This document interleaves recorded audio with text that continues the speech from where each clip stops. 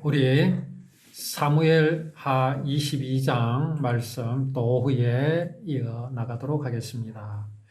다윗이 하나님 앞에 노래를 지어서 하나님께 찬양을 하는데 참 중요한 고백을 하고 있죠. 하나님은 나의 반석이시다. 그리고 하나님은 나의 요새이시다. 그리고 나의 구세주시다. 그러니까 다윗은 내가 하나님을 믿는 이유에 대해서 참으로 구체적으로 하나님께 고백을 하죠. 나의 구세주이시다. 그렇게 고백을 합니다. 매우 중요한 거죠. 사실은 나의 반석이다, 나의 요새시다라는 것보다 더 결정적인 것은 뭡니까? 나의 구세주시다. 구세주가 여기에서 빠지면 반석도 의미가 없습니다. 나의 요새라는 것도 의미가 없습니다. 하나님과는 아무 상관이 없어지기 때문에 그렇습니다. 나의 구세주이시기 때문에 나를 구원하시고자 약속하신 하나님이시고 그 약속을 반드시 이루실 분이시기 때문에 다윗은 그분이 나의 반석이 되신다. 그리고 그분은 나의 요새가 되신다라는 그 고백입니다. 이런 고백이 우리에게 없습니까? 있습니다.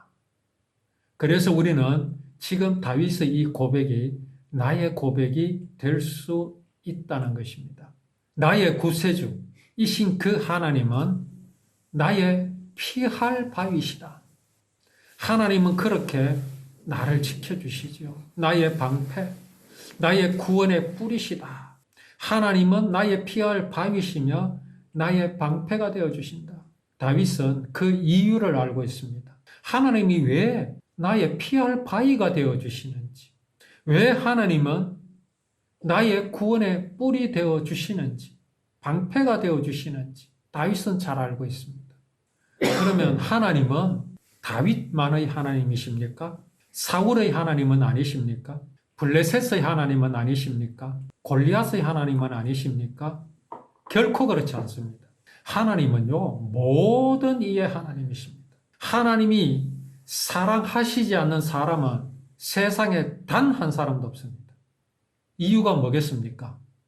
모두가 하나님께서 창조하심으로 이 땅에 태어났기 때문에 그렇습니다. 그러면 왜 하나님은 사울의 방패는 되어주시지 않으셨습니까? 왜 하나님은 사울의 바위는 되어주시지 않으셨습니까? 왜 그에게는 반석이 되어주시지 않으셨습니까? 오해하지 말아야 합니다. 하나님께서 사울의 방패가 되어주시기 싫어하시지 않으셨습니다. 하나님은 블레셋의 요새가 되어주시기 싫어하지 않으셨습니다. 하나님이 이스라엘 백성들이 가나안 땅에 들어가게 되면 가나안 거민들을 다 멸하라 하신 그 말씀이 무슨 말씀입니까? 그들을 싫어하셨다는 말씀입니까? 아닙니다. 그들을 복음 앞에, 하나님의 그 구원의 언약 앞에 무릎을 꿇게 하라 이 말씀입니다. 누구로부터? 누구에 이르기까지? 어른들로부터 젖 먹는 아이에 이르기까지 다 그렇게 하라고 하나님께서 말씀하셨습니다. 멸망시키라는 말씀이지요. 그런데 무엇을 멸망시키라는 말씀입니까? 가나안의 철학과 가나안의 우상과 가나안의 불신앙, 이것을 멸하라는 말씀입니다. 그러니 하나님은 가나안의 하나님이 되기를 원하셨습니다. 그런데 사울은 그것을 외면했습니다. 사울은 그 하나님의 사랑을 마음에 영접하기를 싫어했습니다. 율법에 분명히 그 이루실 구원의 모양과 모습을 나타내셨음에도 불구하고 사울은 그것을 전혀 눈치채지 못했습니다. 아니, 알았으면서도 외면했다고 하는 것이 정확하겠지요. 왜 그렇습니까? 그는 사람의 본성을 따랐기 때문에 그렇습니다. 사람이 능히 하나님과 같이 될 수 있다는 사단의 말을 신념으로 삼았기 때문에 그렇습니다. 어떻게 감히 사람이 하나님의 거룩하심 앞에서 내가 거룩하다고 할 수 있으며 거룩해질 수 있다고 말할 수 있습니까? 그 하나님 앞이 무엇입니까? 그게 바로 율법입니다. 율법은 하나님의 거룩하심을 드러내신 겁니다. 어떻게 그 앞에서 감히 사람이 그 율법을 다 지킬 수 있고 그렇게 함으로 복을 받을 수 있다고 말할 수 있습니까? 그러나 다윗은 율법을 그렇게 받아들이지 않았습니다. 율법에서 그는 하나님의 구원의 언약을 발견하였습니다. 하나님께서 이루실 구원의 모양과 모습이 어떠한지를 발견하였습니다. 그 하나님은 내가 당신의 사랑을 멸시하였고 원수같이 대적하고 그를 버렸지만 그 하나님께서는 나를 향하여 달려오시고 내가 공경에 빠져 있을 때 나를 도와주시는 하나님, 구원하여 주시는 하나님인 것을 믿었습니다. 그러나 사울은 어떻게 했습니까? 그런 언약의 말씀을 보고 자기가 마치 저 악인을 용서하여 줄 수 있고 사랑하여 줄 수 있고 그를 위하여 내 목숨까지도 바칠 수 있다고 그렇게 율법을 지켰습니다. 그러니 사울은 내가 하나님을 지킬 수 있다고 하였던 겁니다. 다윗은 어땠습니까? 내가 하나님을 지키는 것이 아니라 하나님께서 나를 지켜주신다 라는 것의 차이입니다. 그 고백이 뭡니까? 나의 구원의 뿌리시다. 나를 구원하여 주실 권세를 가지신 분이다라는 겁니다. 주님은 나의 망대시며 나의 피난처시이다. 주님께서 나를 해치려는 자에게서 구해 주셨도다. 다윗을 해치는 자가 누굽니까? 사울이었습니다. 다윗을 위협하는 자가 누구였습니까? 블레셋이었습니다. 가나안 거민들이었습니다. 그들에게서 나를 구원해 주셨습니다. 거듭 말씀드리지만 하나님께서 다윗만 구원해 주시려고 하신 것이 아닙니다. 다윗을 구원하려 하신 것이 아닙니다. 다윗 안에 있는 믿음을 구원하여 주시기 위함이고 그 믿음을 하나님께서 지켜주시기 위함이었습니다. 다윗은 이스라엘의 왕입니다. 유대인의 왕입니다. 그는 양을 치는 가운데서 부르심을 받았습니다. 젖 양을 지키는 가운데서 부르심을 받았습니다.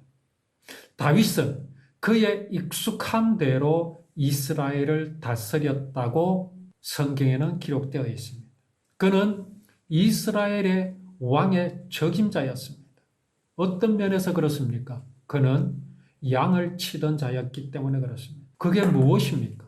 목동이라야 이스라엘의 왕이 된 자격이 있다는 말입니까? 그 말이 아니죠.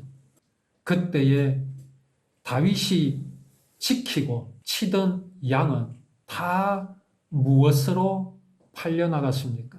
사람의 죄를 대신하여 죽을 희생 제물들이었습니다. 다윗은 그것을 늘 지켜봐 왔습니다.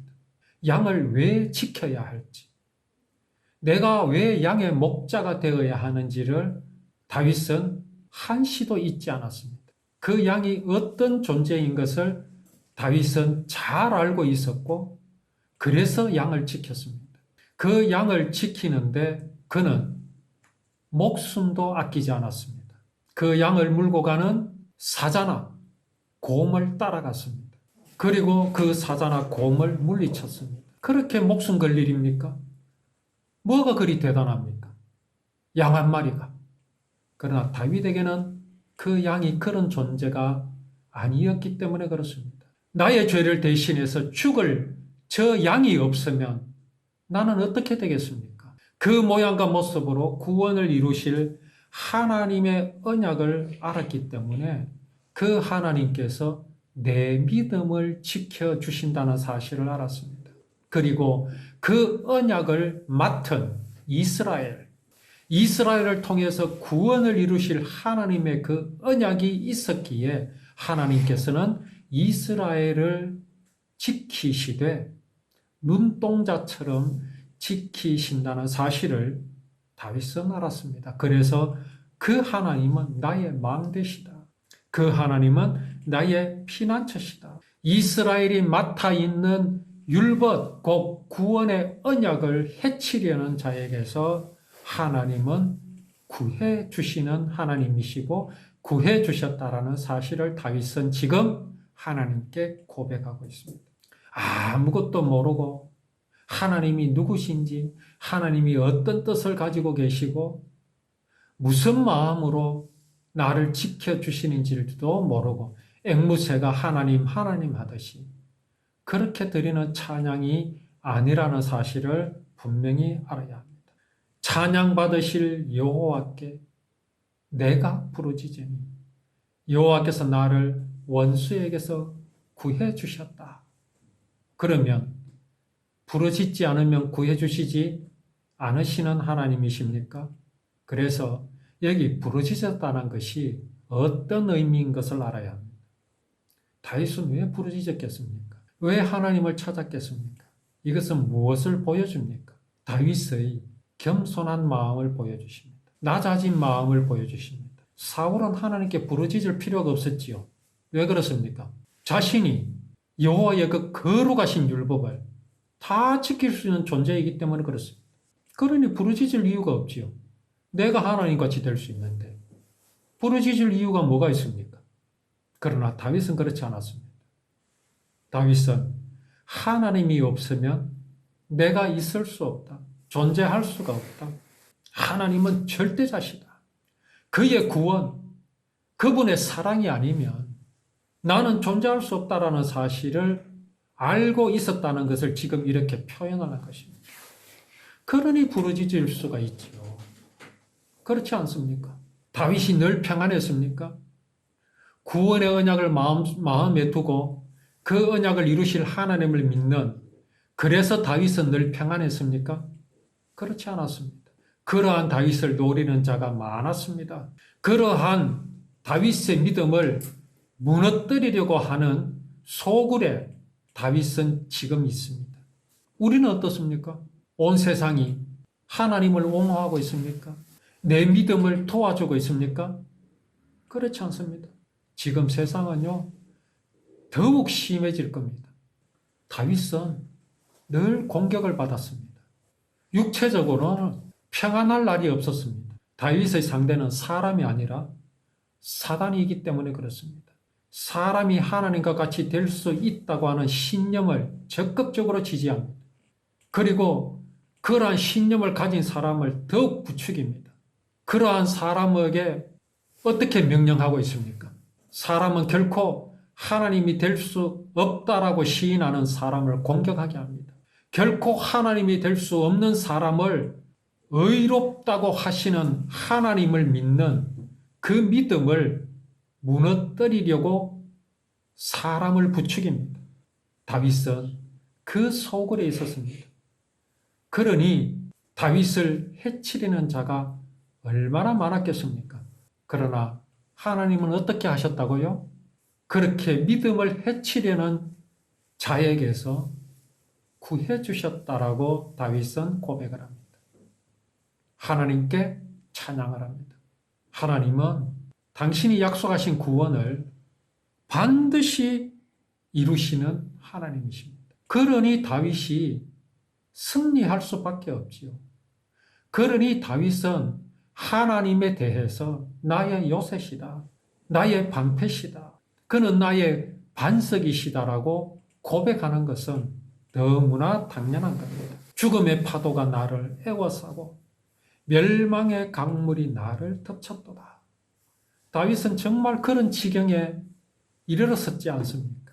사울이 그랬고 그의 아들 압살롬이 그랬습니다. 예루살렘 성을 두고 울면서 요단강을 건너 도망을 갔던 적이 있었던 다윗입니다. 죽음의 밧줄이 나를 두르고 죽음의 덫이 내 앞에 있다. 다윗은 그가 위협을 당했을 때의 심정을 이렇게 표현하고 있습니다.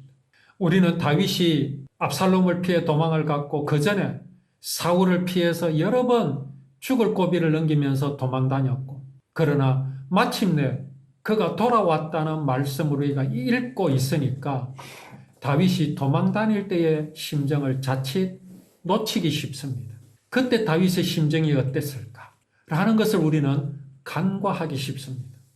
그러나 우리가 다윗의 그때의 심정으로 들어가 본다면 우리는 정말 이런 고백을 할 수 있겠는가? 정말 믿음을 지킬 수 있었겠는가? 라는 생각을 하지 않을 수가 없지요. 정말 다윗은 그때 그 순간이 얼마나 참담하였었던가를 우리에게 보여줍니다. 그러나 다윗은 결국 승리했습니다. 중요한 건 무엇입니까?